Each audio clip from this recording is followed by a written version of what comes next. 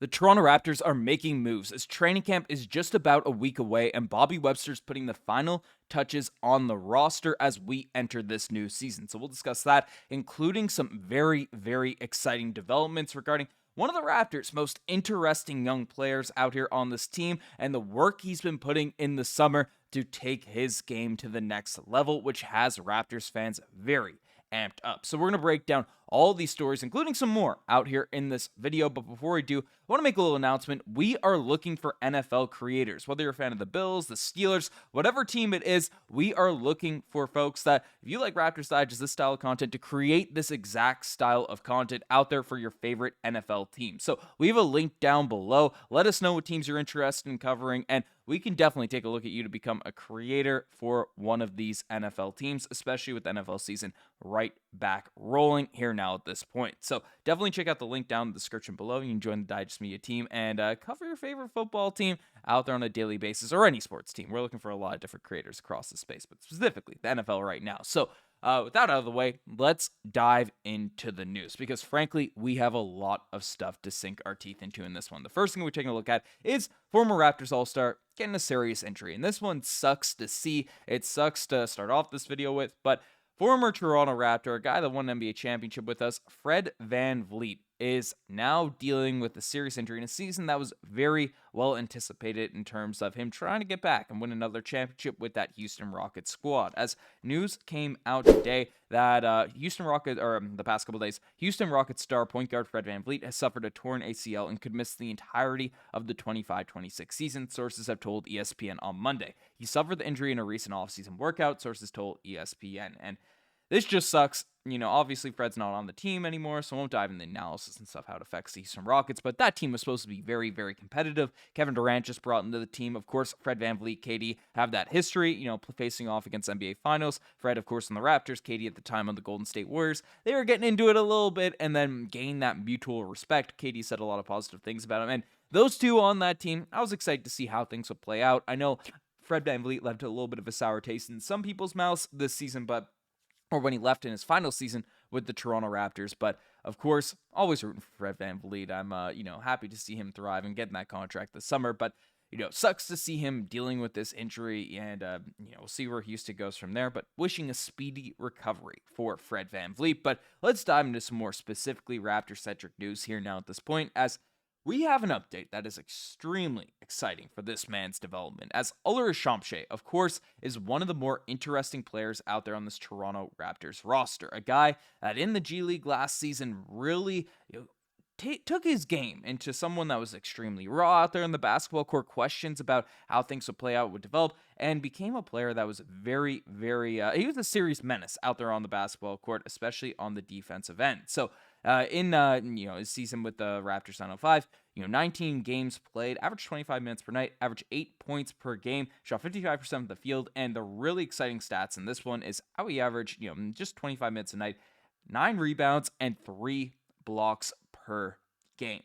This dude was a menace on the defensive end. You watch him play, he had speed, he had quickness, he had every intangible that you're looking for athletically from a big man in terms of what upside they can bring, especially on both ends of the floor. Ulrich Chomche is a guy that really has Toronto Raptors fans. Of course, it's a boomer bust prospect. There's a chance he never really develops and comes into his own as a basketball player. But if things click, if the development works, and he gets those opportunities with this team, that is going to be a recipe for success and extremely high upside for this Raptors squad. And now we're getting some developments that have Raptors fans even more excited, as basically news has come out that he has been putting in work with former Toronto Raptor, another NBA champion for the Toronto Raptors, Serge Ibaka, out here in the offseason. And given Serge Ibaka's, just personality, he's a leader out there in the locker room when he was with this team, and his, high IQ instincts out there on the defensive end. This man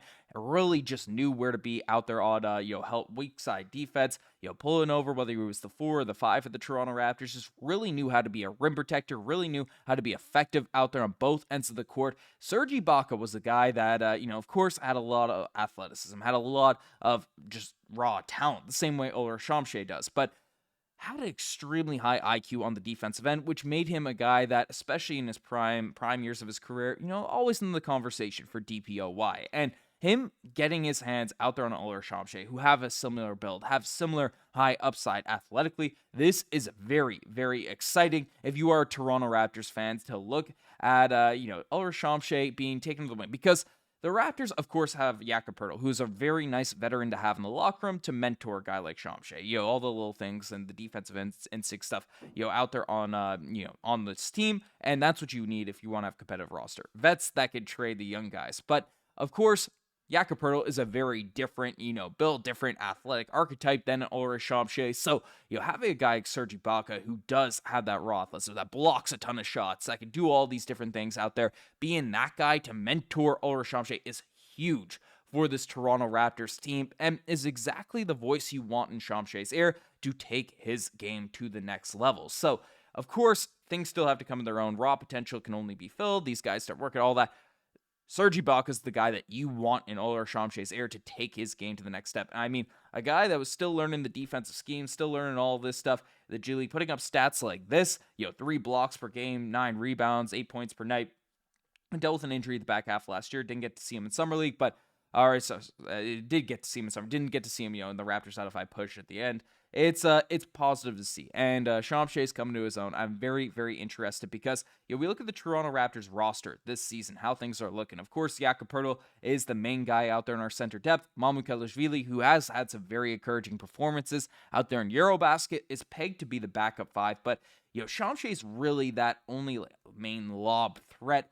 Crazy athletic guy that we have at that center spot. So, there's going to be an opportunity for him to get some run, to get some play, especially if there are injuries this season. So hopefully Chomche can take his game to the next level and get in that role. So exciting stuff there, with his development steps in that direction. But the last thing we're taking a look at out here in this video is the Toronto Raptors making some moves. Now, this is something that we were in an interesting spot as Raptors fans, wondering what was going on with this whole entire situation. As earlier this summer, it was reported that the Toronto Raptors were going to be bringing in this man, Tyson Degenhart, as a guy that was on an Exhibit 10 contract, got some training camp stuff, and then we never really heard much on it since. He was a part of the Toronto Raptors Summer League team, and honestly, didn't get a lot of run, didn't get a lot of opportunities with, being out there on the court. You can see him in the 15th number out there on the Summer League stats.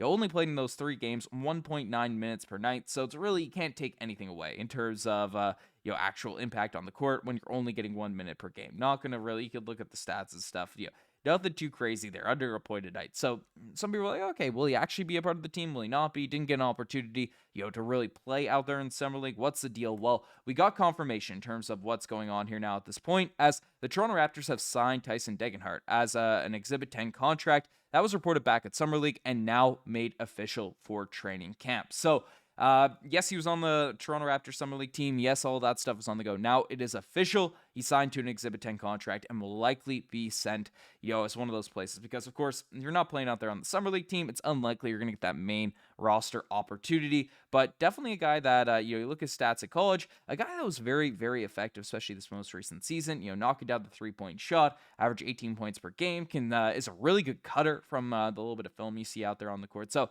questions about him being a little bit of a tweener. He's a little bit older for a rookie, 22, 23 years old. So, a player that can come in and, if the Raptors need some extra shooting, need some extra firepower scoring, and he plays well from the 905, a nice guy to have in your prospect pool, a nice guy to have in your development system, a winner, and a guy a lot of people liked out there at Boise State. So, interesting to have him on the team. Nice to get some confirmation there in terms of how the roster's looking. But let me know what you guys think about all of this in the comment section down below. You guys have best think as far as subscribe to the channel if you guys haven't already. Anyways, I'm signing out. Cheers.